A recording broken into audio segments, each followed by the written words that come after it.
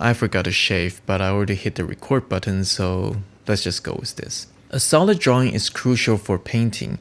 This is why I dedicated an entire section for fundamental drawing in my online course, because this is one of the most common issues I see in my students' work. So today, I'm going to spend extra time making the drawing, paint on top of it with glazing, and get a painting out of it.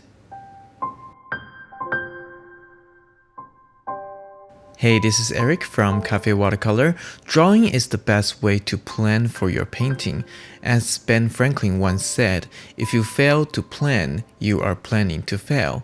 That's why I encourage students to really work on their fundamental drawing before painting. That doesn't mean you have to be a master draftsman, but generally, the better you are at drawing, the easier it is for you to paint a good painting. So I thought today I'm going to draw from this photo I took in Pasadena, California. I will make it more detailed and refined than usual, and I will actually figure out the value and do shadings completely, and then I will paint on top of this drawing with watercolor. This is a very good exercise, especially if you are new to watercolor, because this method will make your painting much easier. Since we let the drawing do most of the heavy lifting, we have fewer things to worry about when we are painting. Okay, let's jump into it. Okay, so we start off by doing just a loose drawing of a big shape. Let's not commit to anything yet. What we are trying to figure out are the placement and the scale of the things. So just big general shapes for now. Figure out the structure a little bit. And we also going to start drawing the figure. Now there's no figure in the photo, but I decided to add the figure. So now we are certain the dome and the building is going to be there. So we are going to slow down just a little bit and start to draw a little bit darker. And one of the important things when you are doing this type of drawing is that don't lift your pencil much. Keep the line flowing, right? The little hairy line that we used to do when we were little, this is a very bad habit. So keep your line flowing. So I'm also starting to shade the drawing. So this drawing, I'm actually going to add value to it. So the shadow area, I'm going to do some shading. I am using hatching. So I'm building up the value with consistent short line. And some of the area, I was just going to draw a little bit harder, make it darker. So this is a very refined drawing. This building is actually the City Hall of Pasadena. It's quite beautiful. I've been there several times when I was in art school there. I've never been inside, but I've been to the outside of the building several times. Now, even though we're doing some detail of this building and this drawing, it's important to know that you don't have to make it super accurate. The important thing is still the big shape. So here you can see I make the building actually a little bit longer, a little bit slimmer, but it's okay. The overall shape is still there. So I did quick outline of the tree shape. Again, try to make it organic. I'm speeding up so you don't have to watch the whole hour of the drawing and painting. But when you are doing that, spend a little bit of time in drawing. For this piece in particular, you are definitely going to benefit by investing more time in your drawing before painting. I'm going to shade some value in the dome, adding a little bit of shadow on the right side. The light is coming from the left, so we want to make sure that we already established the lighting and the value in this drawing. Again, typically I don't shade in my drawing for painting, but for this one we're going to do a nice and complete shading for this drawing, so that when we are painting we don't have to think about what value to paint because it is already on the drawing. Keep your line organic, right? There's no need to use ruler or things like that. While it is helpful if you can do very nice and straight line, we are not making a mechanical drawing, so keep your line flowing and alive. That will be much more interesting to look at. Now I am drawing the car. There's no car in the photo reference, but I am going to just add that because what we are looking at is the parking lot. So that looks really stale and a little bit stiff. So I'm going to just draw some cars driving down the street and one car that's a little bit closer to us. So I am basically drawing all those cars from my mind. And the two figures, it's just two figures and the scenery, so we just need to capture the gesture and the proportion of the figures. If you haven't watched my video about the small figures and the scenery, definitely go check it out after this video. So we got everything in the drawing. Now typically if I'm going to start painting, I'm just going to start now. But in this particular one, I'm going to shade pretty much everything. So I'm going to do the shading on the trees. So the tree, I'm going to start with a single value and group them all together. And now the secondary values, I'm painting the dark side of the tree. So mostly the bottom and the left. Really look at the photo reference and try to see the shape of the shadow. Now I'm starting to shade the car. Now it's very easy to start focusing on individual stuff, but remember we want to group things as much as possible, and we will be doing that later. Now I'm shading the tree on the left. It's a big area and I'm using a mechanical pencil and I'm using hatching, so that's taking quite a bit of time. But I have a vision already that I'm going to connect the figure and the bottom of the left car and the shadow that's casting by the buildings on the left that's outside of the frame. Going to connect all of them together. Now I'm not going to complete my shading to the bottom because I know that it's just going to be the dark value. Now I'm drawing the tree in the foreground. It's on the top left corner. So that's just going to be a flat shape, but pretty dark. So that's going to be used to sort of frame the painting and the subject in. And here is the finished drawing. It took me about 30 minutes to finish. Alright, so here comes the first wash. Now the first wash, I'm going to pre-mix some color for the blue sky. Keep the mixture wet and transparent, so it's very easy to paint. Now as you can see, you are going to see the pencil drawing underneath.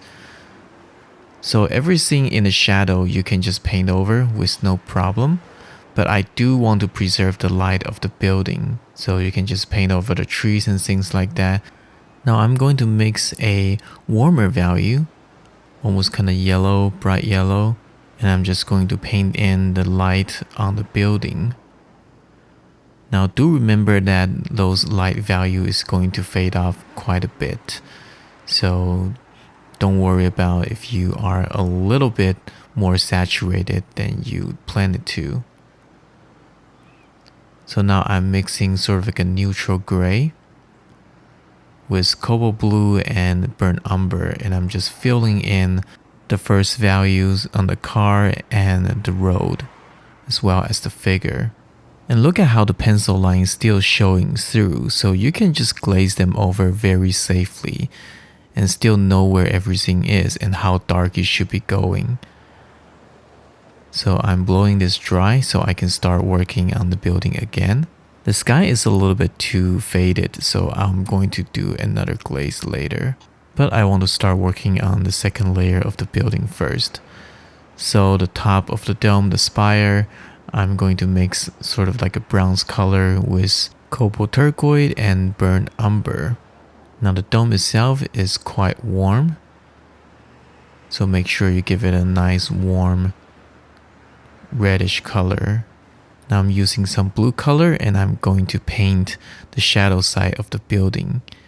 Now this is where the tight drawing really pays off because you know exactly where to paint.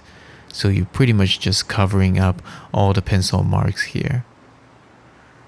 And I'm also mixing a dark color for all the openings. Now the building is taking shape. Now I'm mixing a nice warm green color for the trees. Now these trees are quite dark. If you look at the photo, it's a lot darker than the building, so make sure you keep them nice and dark. And connect all the trees together as a group.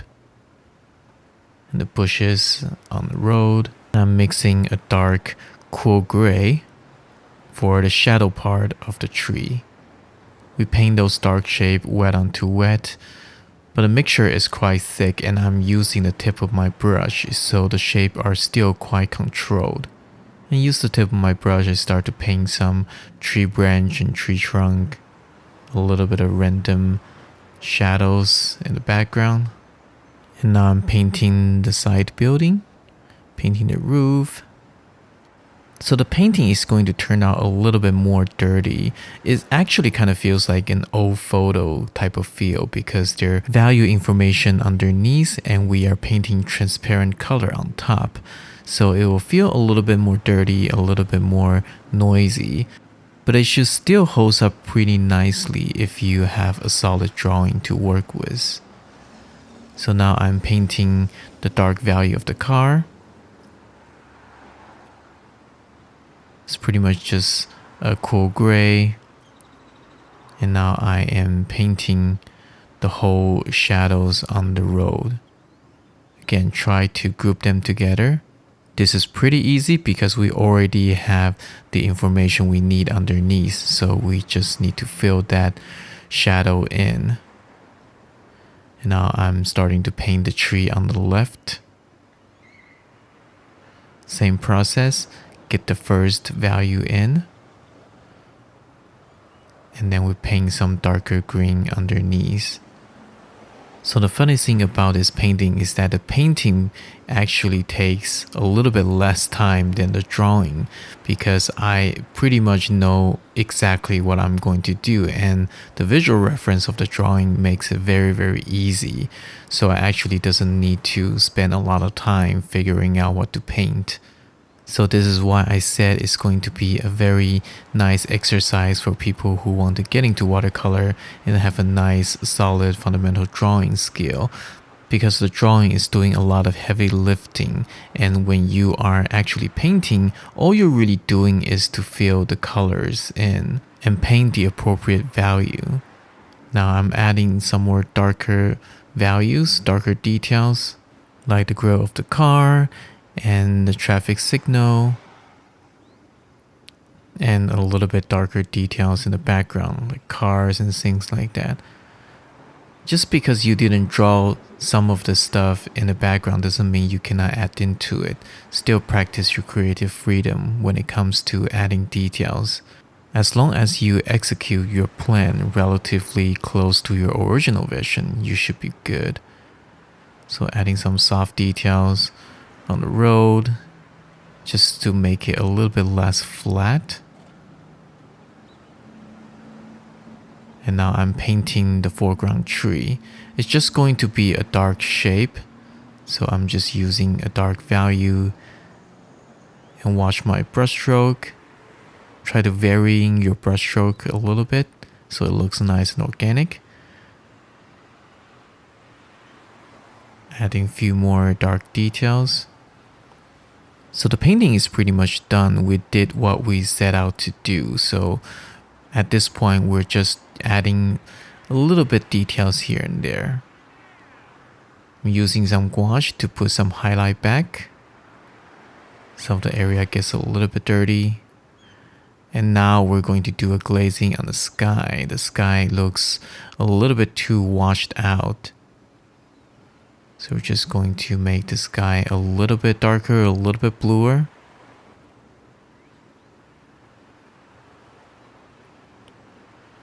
Paint around the building, preserve the highlight. And there we have it. I hope you like this painting. A little bit different than what I usually do, but I encourage you to give it a try.